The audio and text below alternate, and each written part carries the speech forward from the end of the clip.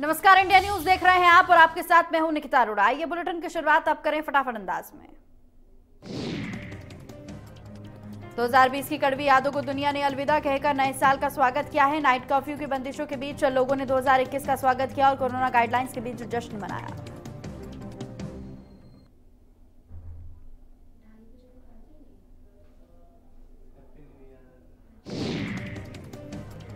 नए साल के मौके पर प्रधानमंत्री नरेंद्र मोदी ने ट्वीट कर लोगों को नए साल की शुभकामनाएं दी हैं। ट्वीट कर लिखा कि सभी को नए साल की शुभकामनाएं। यहां नया साल सभी के लिए जीवन में सुख, समृद्धि और स्वास्थ्य अच्छा लेकर आए। राष्ट्रपति रामनाथ कोविंद ने नए साल पर देशवासियों को शुभकामनाएं दी और ट्वीट कर लिखा कि नया साल एक नई शुरुआत करने का अवसर होता है और व्यक्तिगत एवं सामूहिक विकास के हमारे संकल्प को बल देता है।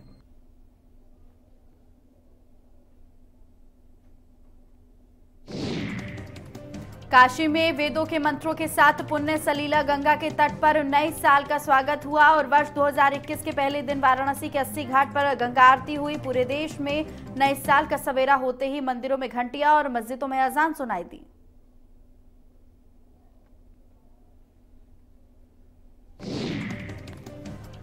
देश भर में आज नए साल का जश्न मनाया जा रहा है। नए साल के इस खास मौके पर मुंबई के सिद्धिविनायक मंदिर में लोग पहुंच रहे हैं और पूजा अर्चना कर रहे हैं, भगवान का आशीर्वाद ले रहे हैं।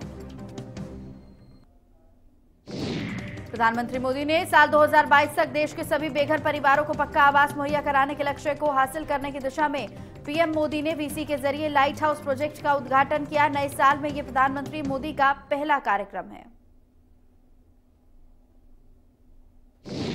प्रोजेक्ट के तहत केंद्र और राज्य सरकारें मिलकर त्रिपुरा, आंध्र प्रदेश, उत्तर प्रदेश, मध्य प्रदेश, गुजरात, झारखंड और तमिलनाडु में गरीब लोगों को सरकार सस्ते और मजबूत मकान मुहैया कराएगी। कार्यक्रम को संबोधित करते हुए प्रधानमंत्री मोदी ने कहा कि आज मध्यम वर्ग के लिए घर बनाने के लिए देश को नई तकनीक मिल रही है। ये 6 लाइट हाउस प्रोजेक्ट देश को आवास निर्माण की दिशा में राह दिखाएंगे। पीएम ने कहा कि ये कोऑपरेटिव फेडरलिज्म की मिसाल भी है। तो वहीं प्रधानमंत्री नरेंद्र मोदी ने कहा कि लाइट हाउस प्रोजेक्ट के तहत देश के 6 शहरों में 365 दिनों में 1000 मकान बनेंगे। पीएम ने कहा कि इसका मतलब ये है कि रोजाना 2.5 से 3 मकान बनेंगे। केंद्र के कृषि कानूनों के खिलाफ किसान आंदोलन का 37वां दिन है। आज किसान अभी दिल्ली के अलग अलग बॉर्डरों पर जाम करके बैठे हुए हैं। तो वहीं कृषि कानूनों को वापस लेने की मांग पर लगातार किसान अड़े हुए हैं। केंद्रीय स्वास्थ्य मंत्री डॉक्टर हर्षवर्धन ने दिल्ली में कल होने वाले कोरोना वैक्सीन के ड्राई रन की तैयारियों का जायजा लेने के लिए वीडियो कॉन्फ्रेंसिंग के जरिए अधिकारियों के साथ चर्चा की है। तो वहीं दिल्ली में नए साल के मौके पर घना कोहरा छाया रहा, जिससे विजिबिलिटी बिल्कुल डाउन रही और ठंड भी काफी ज्यादा बढ़ गई। कोहरे की वजह से वाहनों की गति पर भी रोक लग गई है।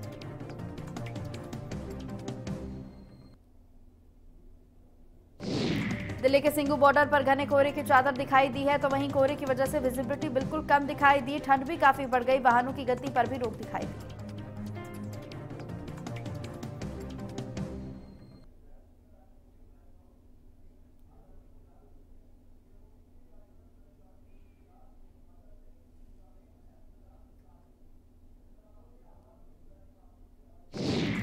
सीएम गहलोत ने नए साल की बधाई और शुभकामनाएं दी हैं और लिखा है कि इस अवसर पर सभी की सुख समृद्धि की कामना है। नया साल नए लक्ष्यों की प्राप्ति के लिए नई सोच और नई ऊर्जा के साथ काम करने का भी अवसर है।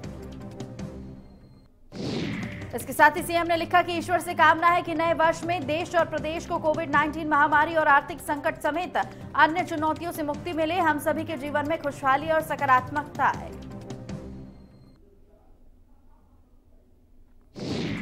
नए साल पर राज्यपाल कलराज मिश्र ने लोगों को नए साल की बधाई और शुभकामनाएं दी हैं। राज्यपाल ने जारी संदेश में कहा कि नया साल प्रदेश में चारों तरफ खुशहाली और संपन्नता लेकर आए। राज्यपाल मिश्र ने नए साल पर भी सभी के प्रसन्न और स्वस्थ और निरोग रहने की कामना की। उन्होंने उम्मीद जताई कि नया साल नई उम्मीदों के साथ सभी को सकारात्मक ऊर्जा प्रदान करने वाला होगा। मुख्यमंत्री अशोक गहलोत ने देर रात जेएलएन मार्ग स्थित रैन बसेरे में पहुंचकर जरूरतमंदों को कंबल बांटे और इस मौके पर उनके साथ जयपुर हेरिटेज और ग्रेटर की मेयर भी मौजूद रही। गहलोत ने कंबल वितरण के साथ ही उन लोगों से कुशलक्षेम भी पूछी और जिनके परिजन अस्पताल में भर्ती थे। मीडिया से बातचीत करते हुए गहलोत ने प्रदेशवासियों को नववर्ष की बधाई दी और कृषि कानूनों के खिलाफ लड़ाई लड़ रहे किसानों के हालातों पर भी चिंता जाहिर की। उन्होंने कहा कि सर्दी के मौसम पर किसान सड़कों पर बैठे हुए हैं। आरसीए वैभव गहलोत राजस्थान टीम का हौसला बढ़ाने के लिए आरसीए पहुंचे और उन्होंने राजस्थान T20 टीम से मुलाकात की। राजस्थान टीम आज जयपुर से इंदौर के लिए रवाना होगी।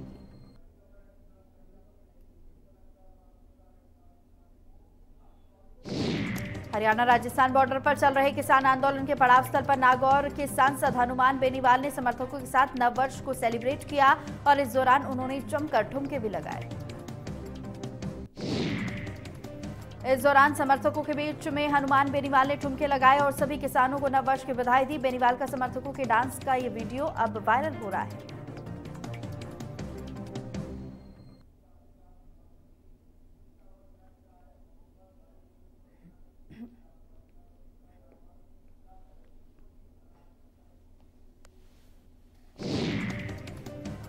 तो वहीं मेहंदीपुर बालाजी में नए साल पर आस्था का उमड़ा है सैलाब। हजारों की तादाद में श्रद्धालुओं ने किए आराध्य देव के दर्शन। धर्मशाला गेस्ट हाउस हुए हाउसफुल। नए साल के मौके पर सवाई माधोपुर के रणथंभौर दुर्ग स्थित त्रिनेत्र गणेश मंदिर में श्रद्धालुओं ने दर्शन दिए। श्रद्धालुओं ने भगवान त्रिनेत्र गणेश की पूजा अर्चना की और सबकी सुख समृद्धि की कामना की। तो वहीं कोरोना को ध्यान में रखते हुए मंदिर प्रशासन कोरोना गाइडलाइन का पालन करने के लिए श्रद्धालुओं से बार बार अपील कर रहा है। बिना मास्क किसी भी श्रद्धालु को मंदिर में प्रवेश नहीं दिया जा रहा। नए साल के मौके पर प्रदेश सरकार ने नाइट कर्फ्यू के आदेश दिए, लेकिन सरकार के नुमाइंदे ही सरकार के आदेशों की धज्जियां उड़ाते हुए सामने आए हैं। तो वहीं जानकारी के मुताबिक सिरोही नगर परिषद चेयरमैन मन्नू मेवाड़ा का फोटो सामने आया है। फोटो में चेयरमैन मन्नू ठेके पर अवैध तरीके से शराब बांटते हुए नजर आ रहा है। अलवर में कोरोना के कारण नए साल का आगाज फीका रहा। नए साल के मौके पर नाइट कर्फ्यू के चलते लोग अपने अपने घरों में रहे। पुलिस ने सरकार की गाइडलाइन का पालन कराते हुए शहर में नाइट कर्फ्यू कर रखा है। और इस दौरान एसपी जाब्ते के साथ लगातार फ्लैग मार्च कर रही है। इसके अलावा पुलिस की गश्त से होटल मालिकों में हड़कंप भी मच गया है। इस दौरान कलेक्टर भी साथ में मौजूद हैं। एसपी ने सड़कों से गुजरने वाली सभी वाहनों की सख्ती से जांच करने के निर्देश दिए। जैसलमेर के मोहनगढ़ और नाचना में कोवैक्सीन के सफल प्रबंधन के लिए जनप्रतिनिधियों और समिति के कार्मिकों ने मोहनगढ़ ग्राम पंचायत भवन में 1 दिवसीय आमुखीकरण कार्यशाला का आयोजन किया। इस दौरान नाचना प्रधान अर्जुन नाम मेघवाल, विकास अधिकारी हीराराम कलबी, खंड मुख्य चिकित्सा अधिकारी डॉक्टर लालचंद देवदा, इनके अलावा कई जनप्रतिनिधि और अधिकारी भी मौजूद रहे। कार्यशाला में प्रतिनिधियों को कोवैक्सीन के बारे में जानकारी दी गई। सुजानगढ़ में उच्च शिक्षा मंत्री भंवर सिंह भाटी ने बिदासर थाने में उद्घाटन किया है। बताएं आपको कि इस दौरान कलेक्टर प्रदीप गावड़े, पुलिस अधीक्षक परीश देशमुख के साथ तमाम पुलिसकर्मी भी मौजूद रहे और 85 लाख रुपए की लागत से बिदासर थाना बनाया गया है। बॉलीवुड एक्टर रणबीर कपूर और एक्ट्रेस आलिया भट्ट राजस्थान के रणथंभौर में नया साल सेलिब्रेट कर रहे हैं। दोनों की फैमिली भी उनके साथ नए साल को खास बना रही है। इस दौरान आलिया भट्ट ने सोशल मीडिया पर ट्रिप की फोटो भी शेयर की है। पोस्ट में आलिया नीतू कपूर और रिद्धिमा के साथ नजर आ रही है। किशोरायपाटन के सेवड़ी के पास अधूरी पड़ी 5 किलोमीटर सड़क पर फैली गिट्टी के चलते एक कार बेकाबू होकर फिसली और नहर में गिर गई। समय रहते राहगीरों ने कार सवार लोगों को बचा लिया। ग्रामीणों की सजगता से बड़ा हादसा होते होते टल गया। जानकारी के मुताबिक ग्रामीणों ने प्रशासन को शिकायत पत्र भी लिखकर समस्या से अवगत कराया था, लेकिन कोई कार्रवाई नहीं हुई। हादसे के बाद ग्रामीणों ने सड़क निर्माण कार्य तुरंत शुरू करने की चेतावनी भी दी है। जोधपुर के फलौदी में बेकाबू बोलेरो ट्रक में जा घुसी। हादसे में 5 लोग गंभीर रूप से घायल हो गए। कार ड्राइवर शराब के नशे में धुत था और पार्टी में जा रहा था। मौके पर ग्रामीणों की भीड़ जुट गई। सूचना के बाद मौके पर पहुंची पुलिस ने घायलों को अस्पताल में भर्ती कराया, जहां 2 गंभीर हालत में भर्ती हैं लोग। तो वहीं पुलिस ने गाड़ी को कब्जे में लेकर मामला दर्ज कर लिया है और जांच शुरू कर दी है।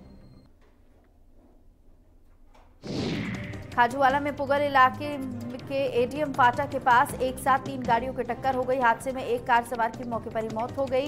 कार सवार 4 लोग गंभीर रूप से घायल हैं। पुलिस ने सभी घायलों को सीएचसी में भर्ती कराया। मृतक के शव को पोस्टमार्टम के लिए मोर्चरी में रखवाया गया। फिलहाल पुलिस कार्रवाई में जुट गई है।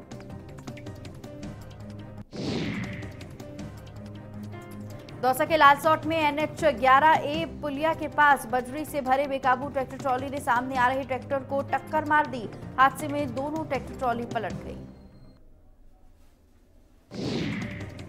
गनीमत ये रही कि हादसे में किसी को कोई हताहत नहीं हुई है। दोनों ट्रॉलियों को जेसीबी की मदद से पुलिया से हटाया गया।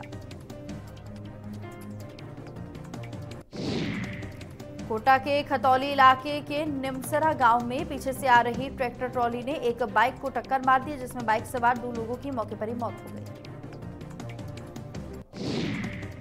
कोटा के रामगंज मंडी में कुएं में युवक का शव तैरता मिलने से इलाके में हड़कंप मच गया है। मृतक की शिनाख्त सत्यनारायण गुर्जर के रूप में हुई है। तो वहीं भीलवाड़ा के शाहपुर में एक छात्र ने फांसी लगाकर खुदकुशी कर ली है। मृतक ने मरने से पहले सुसाइड नोट भी लिखा। पुलिस ने शव को फंदे से उतारकर कब्जे में लेकर पोस्टमार्टम के लिए भेज दिया है। शव परिजनों को सौंप दिया जाएगा। चित्तौड़गढ़ के भोपाल सागर में एक घर में बनी तबेले में आग लग गई। दरअसल इस दौरान एक भैंस की आग से झुलसकर मौत हो गई है, तो वहीं एक पाड़ी की भी हालत गंभीर है। आगजनी में एक बाइक, एक इंजन, एक ट्रैक्टर ट्रॉली, लकड़ी और 2 ट्रॉली ज्वार की जलकर खाक हो गई। सूचना के बाद पुलिस मौके पर पहुंची और दमकल की गाड़ियों ने आग पर काबू पाया। जैसलमेर में शहर के यूनियन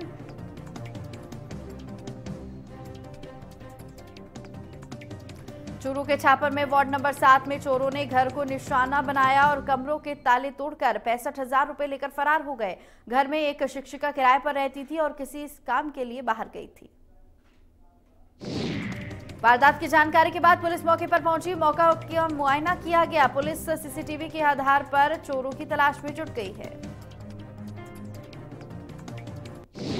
लगातार 5वें दिन फतेहपुर में पारा माइनस में दर्ज हुआ है। कड़ाके की ठंड में कारण खुले इलाके में पेड़ पौधे और वाहनों पर बर्फ जम गई है। कृषि अनुसंधान केंद्र और मौसम पर्यवेक्षक ओम प्रकाश कालस ने बताया कि सर्द हवाओं के कारण तापमान में अभी भी गिरावट जारी रहेगी।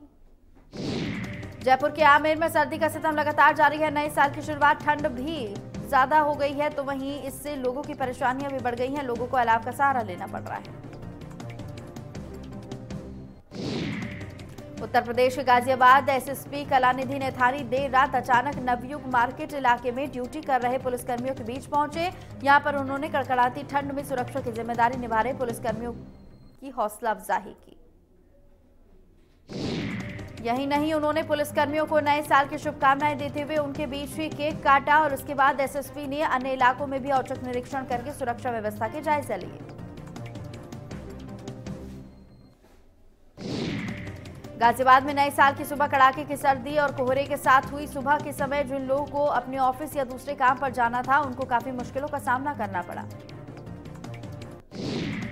तापमान की बात करें तो 2 से 3 डिग्री तक तापमान पहुंच चुका है। लोग सड़कों के किनारे गर्म चाय पीकर सर्दी दूर भगाने की कोशिश करते हुए नजर आ रहे हैं।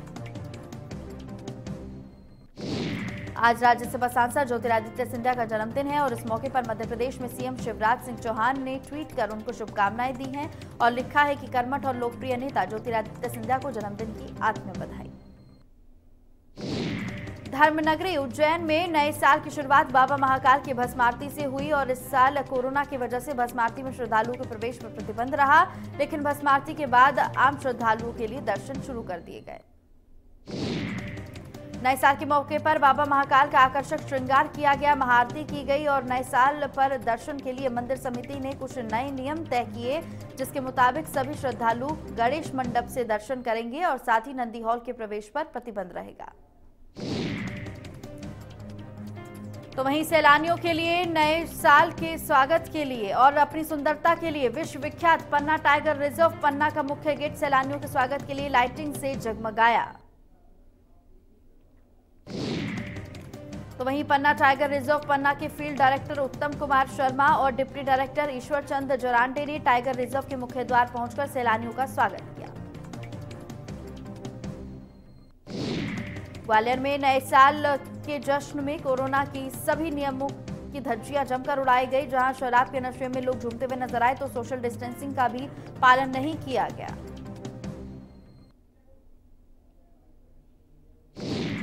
बैतूल में 31 दिसंबर की रात एक रेस्टोरेंट में तेज साउंड में डीजे बज रहा था। मौके पर एसडीएम और पुलिस ने पहुंचकर डीजे को बंद करवाया। बैतूल के लेवल 3 रेस्टोरेंट में न्यू ईयर पार्टी मनाई जा रही थी। दरअसल उज्जैन के एसपी सत्येंद्र कुमार शुक्ल ने 2 थाना प्रभारियों को लाइन अटैच किया है। विश्व हिंदू परिषद और बीजेपी की रैली पर हुए पथराव के मामले में काम के प्रति लापरवाही करने को लेकर दोनों थाना प्रभारियों ने ये कार्रवाई की है।